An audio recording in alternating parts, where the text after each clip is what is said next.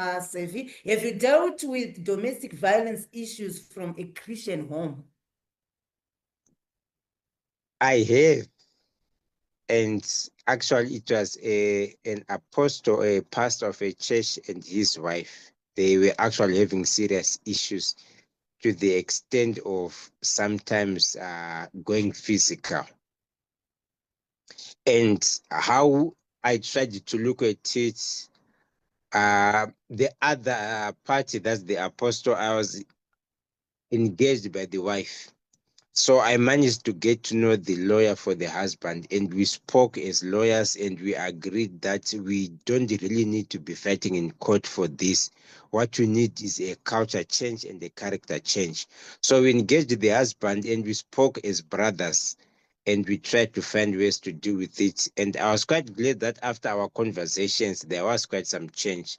I haven't been able to know how things have been positive some years now, but I've had some of those cases. So for me, on issues with domestic violence, I try to approach the character and the culture issues more than just the legal provisions.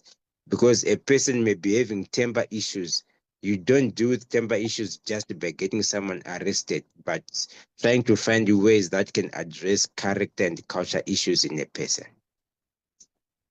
Oh, thank you. That's very helpful. Instead of imprisoning someone because of a high temper or character flaw, they may actually need counseling, if I'm understanding you well, or maybe some therapy. Sometimes people are abusive because they have childhood issues, traumas that have not been dealt with. And I'm sure as you mentioned that domestic violence happens even in Christian homes. You are talking of an apostle.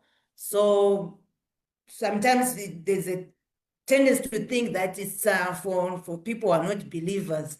So we need to all work on it. You mentioned that you help